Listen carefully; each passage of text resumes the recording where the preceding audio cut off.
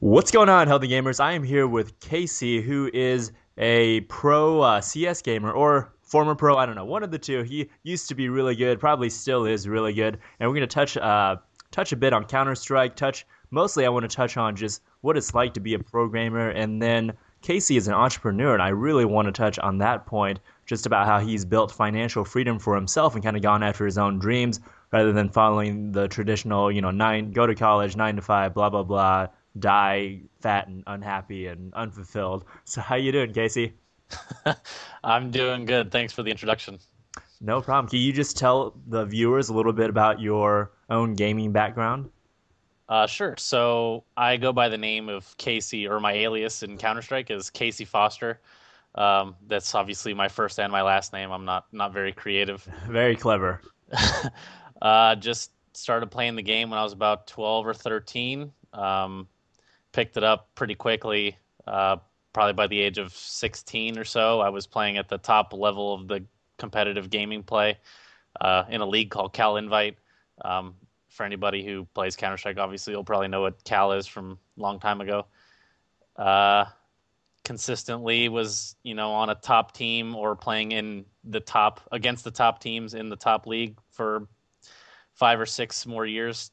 Uh, we played LAN tournaments all around the U.S. We won a lot of the online tournaments. I have not won any of the really crazy tournaments that you guys have seen on TV or um, online. None of the CPLs. I was, not old enough to play in any of these actually when I was playing pro. And after that, obviously these huge tournaments with $1 million prize pots were shut down by the time I was playing professional. So didn't get to play in any of those, but we led online play for years through the growth and success of my team. We started a website called Netcode Illuminati. It's where we took our training skills, our expertise, our knowledge of the game, and converted it into videos for people that are interested in getting better at the game. Tips, tricks, aiming tutorials, strategies, whatever you want to learn from the game. We have videos for it. And this is one of the small businesses that Jack mentioned that I launched uh, and has given me financial freedom over the last few years, as well as a few of my other businesses or projects that I've launched as well. Cool. Let's touch on the businesses a little bit later. Let's focus on gameplay right now. What is it like to be a pro gamer? What is that lifestyle like? Is it filled with just money and girls and because that's what I imagine. Lots of alcohol and cocaine and just topless girls everywhere, right? Yeah, all the Asian girls, of tournaments course. have lots of naked Asian girls. We fly around in G5 jets, and we sit on No, not really. Nothing at all. None of that is actually a life of a professional Counter-Strike player. Eventually, it'll be there for like League of Legends and Dota 2 players and stuff. But in the life of a professional Counter-Strike player, you play a lot of video games. You practice with your team for 4, 5, 6 hours a night. Then you play a match. 2 matches, whatever it may be, and then you go to sleep and you do the same thing the next day. You get on, you practice by yourself, you play in death matches, you warm up your aim, you play, basically by yourself for an hour, and then you again you start practicing with your team 5, 6 hours a day the next day. And a lot of the times you stay up really late at night. You don't get much sleep. You're not on a good sleep schedule. Obviously, when you're playing games during times when, people are eating dinner and stuff, you miss out on dinner a lot. It's honestly not the healthiest lifestyle. But if you're young, 15, 16, 17, 19, whatever it may be in college, you can live this lifestyle because there's no real repercussions. But the real error that a lot of people make is they proceed on doing this when they shouldn't be doing it. They're doing it when, they're living this lifestyle as a 24, 23, 25, 27-year old, when they should be, working on other parts of or other aspects of their life. You can still game, but you just can't game till 3 and 5 o'clock in the morning and expect to get up the next day and be a successful human being. But I won't take back any of this. I definitely have learned a lot from playing a game professionally. Um, One of the biggest things that I'll give credit to Counter Strike for is actually getting to the level of being a pro you learn a lot along the way of how to better yourself, how to you make a mistake, how to never make that mistake again, and what to actually do instead of this mistake. And this is a concept that I've actually applied to a lot of other things in my life.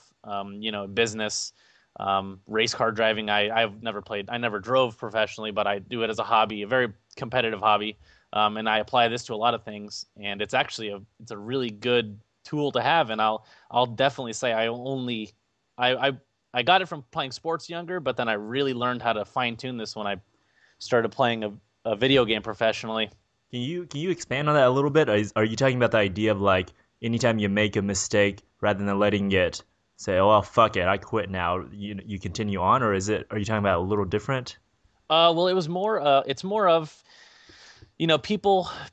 For example, my girlfriend. She'll make a mistake and she'll do the same thing over and over and over and over and over again, just beating her head against the wall, doing the same thing, Sure. Sounds like a expecting. typical girl, yeah. Right. Yeah, my mom does the same thing. You'll see a lot of people. They'll make a mistake and they'll just do the same thing over again, expecting a different outcome. And this isn't really the way it works. And what I mean by making a mistake and then never making that mistake again is like, for example, in Counter-Strike, if you rush lower B and you want to kill the guy that's in mid or something, that doesn't really work. So then you've made a mistake, the guy kills you. Then you need to realize that you made a mistake, and then you need to be able to figure out what you need to do differently for the outcome to be different. And this is a very specific, instance in Counter-Strike, but this actual concept that I'm talking about of making a mistake and then never making the mistake again and doing something different to have a different outcome is like kind of like a lifelong lesson I've learned from Counter-Strike. Sure. Believe Would it or you not. would you say it's like a constant self-examination and just being totally conscious of how your actions are producing your results, and then kind of reviewing those every day and saying, what results did I not like in my life and what actions produce those? So how can I change those actions to change those results? Exactly. You hit the nail right on the head. You can't do the same thing over and over again and expect different results. Sometimes it may happen because there may be other variables, but a majority of the time, you do something, in like your daily life, the way you take a shower, you do the same things, the same results, come. And if you're trying to do something different in school or in your business or whatever it may be, and you're trying to do it the same way over and over again, you're gonna get the same results, if you're not trying to evaluate what you did and then do something different to get a different outcome. But Absolutely. And you know what? I think one area where guys really don't understand this concept is women. And I see on the internet so much guys, they just talk about, they get so bitter and angry at women when you think about it, like, it is not their fault that they're not attracted to you. It's not their fault that it's not a woman's fault that you're doing the same thing over and over again, and then you're getting rejected over and over again, or you're getting a girlfriend and you're becoming needy and clingy, and then they're rejecting you. And so I feel like guys understand it for a lot of different other aspects like gaming and whatnot, but when it comes to women, they do the same thing over and over again, and they get that same result. And then rather than changing how they act, they get bitter and angry and frustrated. great example. That's a great real life example. It's yeah, take note, guys. If you don't have the success you want with women or anything else, it is not anyone else's fault. It is your own. You need to take responsibility. You need to figure out what you are doing that is causing that, and then change it. Yep. Um, yeah. All right. So now that I'm done with that rant, let's talk about, because you're making a mod for Counter Strike, right? Or Right. is it completed? It's very close, about 95%. We have one mod that's almost done, and we're having another one created. It's probably about 25% along the way. Can you talk about that a little bit? Because it sounded really interesting when we spoke about it before.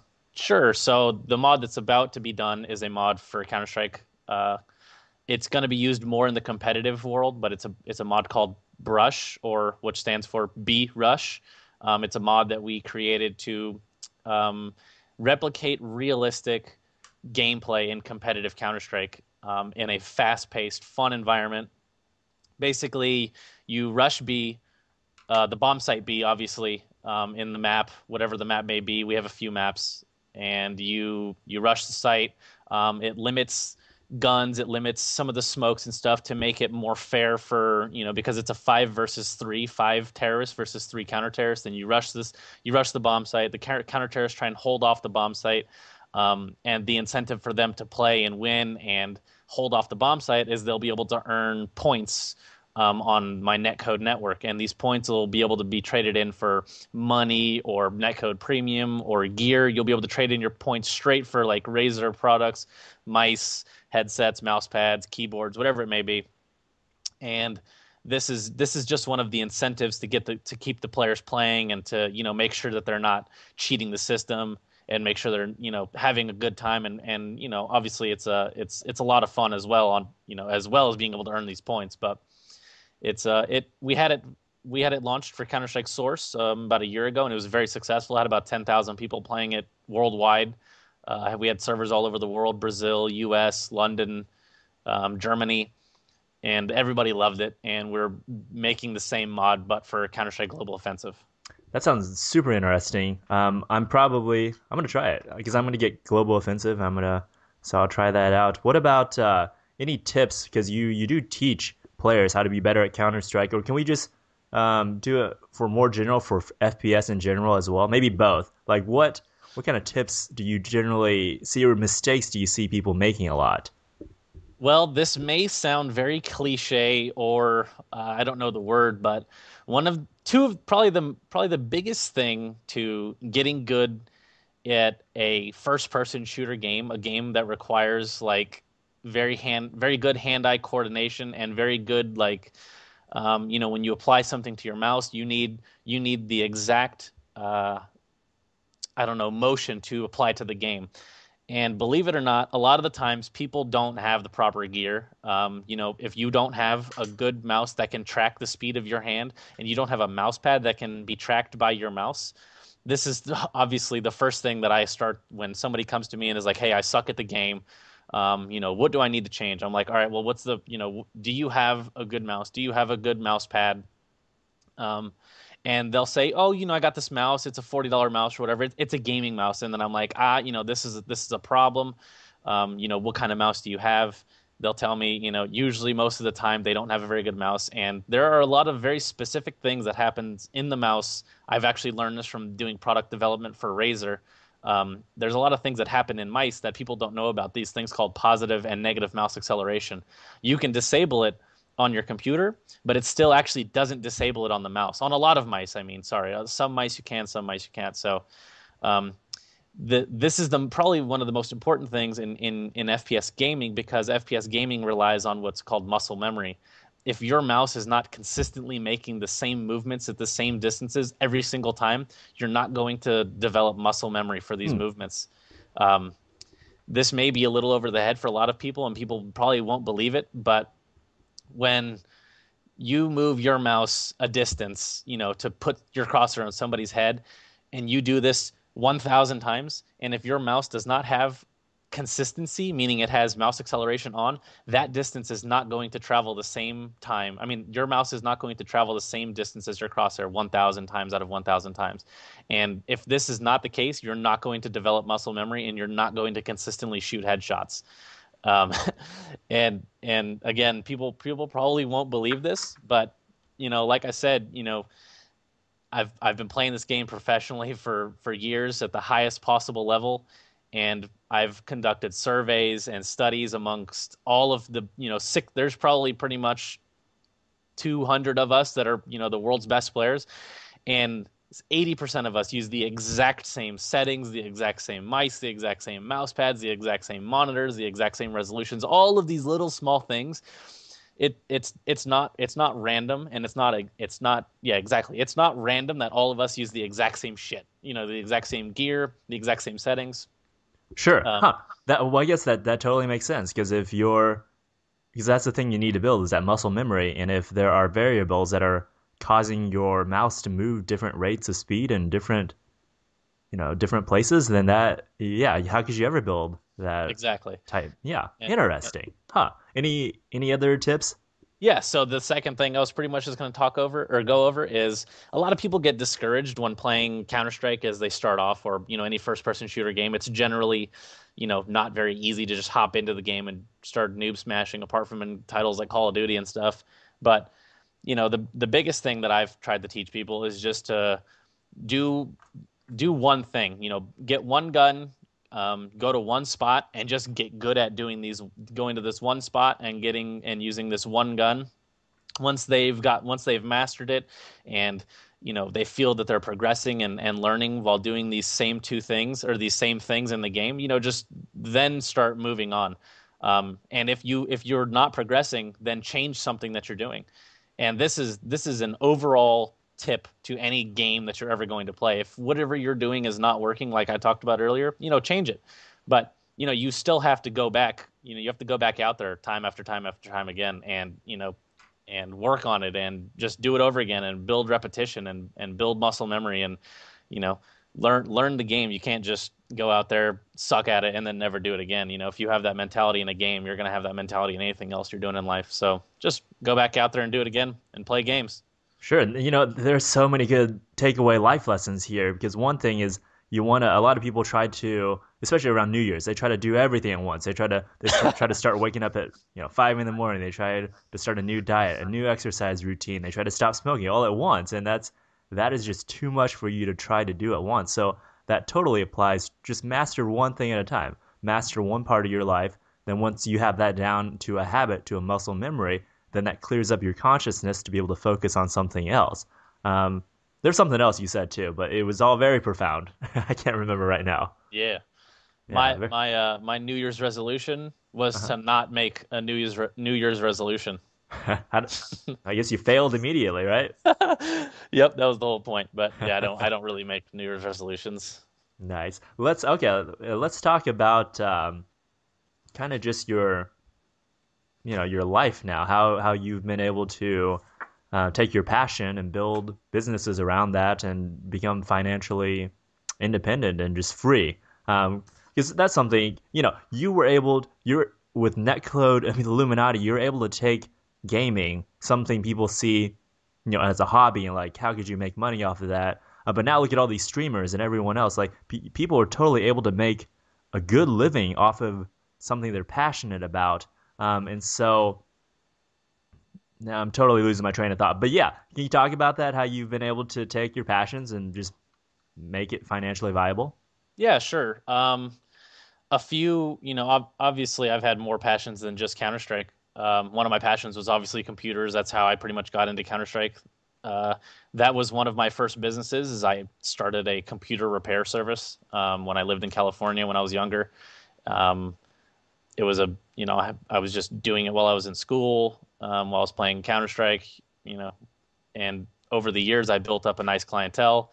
Before I moved away from California, I sold the clientele. Obviously these things just came from the business being around. I didn't plan on, selling the business when I didn't even plan on moving. So when I found out I was moving, I then started looking for people to buy it, and this opportunity came about. But the I don't know. I think the best way to start something is to not have the intention of making money.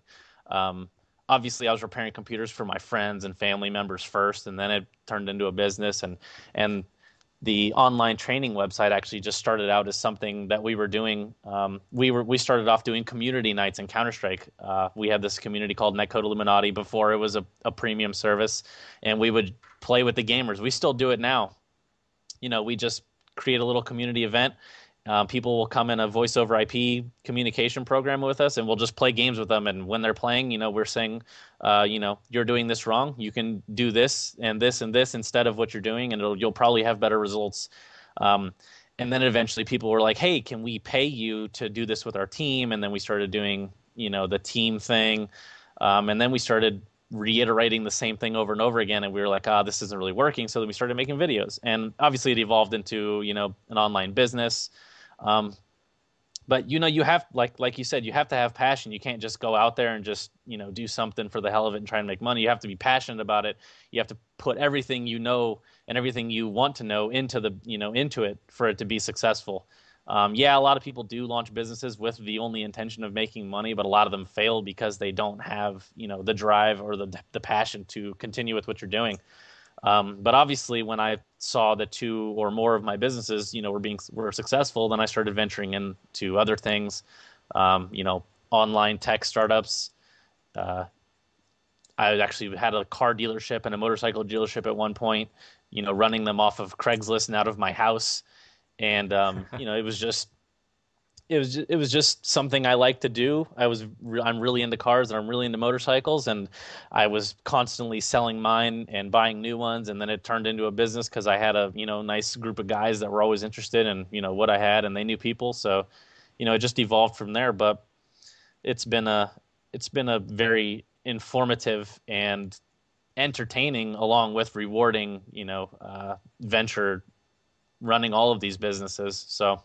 Sure, and what you said about not going into it with the intention of trying to make a whole bunch of money really is interesting because the idea Earl Nightingale talks about this idea that um, you need to focus on serving people because any business, any profitable business over the long term must provide a service to someone else that's valuable. Otherwise, that is the only way you can make profit. You have to be solving someone's problem. Um, and I think really, if you focus on solving people's problems, giving them the best service, the best value that you can, money really does follow after that. For example, with my healthy gaming stuff, I did a lot of stuff before that where my intention was to try to make money. I was like, yeah, I'll charge people $700 for a website. But I didn't give a shit about building websites. I hated it. I hated the communications with clients because they're just clueless, and it was the most obnoxious thing in the world. And my intent wasn't to build the best websites for them. My intent was to sell all of these, do as little work as possible, and try to rake in as much money. And so that clearly, that was a recipe for failure. And it wasn't until I really hit on the healthy gamer where I was gonna play Diablo 3 all the time anyway. So I was like, well, might as well make some videos and try to do something with this. And it really hit on my passions. And through doing that, I've been able to, my focus is just giving the most valuable content, just helping people. And it's been really interesting because that has made people come to me asking about nutrition and fitness advice. And I've been able to make some pretty decent money on, just not even trying to sell a product, just from people coming to me who ask about that advice, who want further consulting, further plans, and things like that. And that all developed apart because, when your whole objective is to serve people as best you can, then it's magical. Whereas, if my objective with the Healthy Gamer was trying to make as much money as possible, then I would have done all these things. I would have had these affiliate links for the quick six pack guides and blah blah blah, and just completely destroyed my trust in my audience. It wouldn't have built up audience at all. People wouldn't have trusted me, and then it wouldn't have gone anywhere. Exactly. It's really the only way to do it, especially online. You just have to. It has to just spark your interest and just be something that you want to do versus something that you don't want to do for money. And this is just what I tell a lot of people. If they have any kind of skill, snowboarding or skateboarding or basketball, and they like to make videos or play games or whatever, incorporate them all. Incorporate your interest in whatever you're trying to do, and if you can make good content, or if you can, teach people something and genuinely, enjoy it, even if you're not making money, you're still doing something that you like, and you're, just doing good. And I don't know. It's just how I've always felt about anything I've ever gotten into. Some of my other startup businesses are, music. I'm very interested in music, and I'm interested in people that don't have the money or the reach to launch their music business. I help them, and I have personal relationships with people that are very good artists that didn't make it because there weren't the tools, and the reach wasn't out there. So that's why I built another business to help facilitate starving artists and people that are interested in launching their music bands, and not being discouraged because they don't have a way to reach a lot of viewers, whatever. So Sure. anyway. Yeah, and just to add to that, I really think that every single person, there is something in this world that you're going to be better at than anyone else, and that is the thing that is going to pull you. It's going to pull your emotions, your heart, and when you think about that one thing, that one concept is going to make you more excited and give you more energy than anyone else in this world. And what that's going to allow you to do is work harder, work longer, work better, work more passionately at whatever that interest is, and that's going to put you ahead. And I think it just takes kind of that courage to take that first step, that leap of faith, and to put yourself out there, to start your own business. And really, with the way technology has evolved, it doesn't take capital anymore to start a very viable business. It really doesn't. And so that's my message. Like, if you have an idea, you have a passion for something, just try it. Just try it. Yep, just try it. That's what I tell people again. It's really funny you said that. Just do it. People talk about it all day long. They plan, and I'm like, dude, you're wasting time doing things that don't really matter right now. Just do it. Those are the best words. I guess I'm doing a little talk right now for Nike, but Right? Yeah. hopefully they'll pay us for Show this. sponsored by Nike. Yeah. Yeah. Some sweet shoes. But okay, well, we covered some really good ground here, and we'll just cut this one off here. And I would really love to get you on to just talk more about pro gaming and business and just building financial freedom. Is super fascinating topic. So I want to thank you for your time, Casey. Yeah, sure, no problem. Thanks for having me, Jack.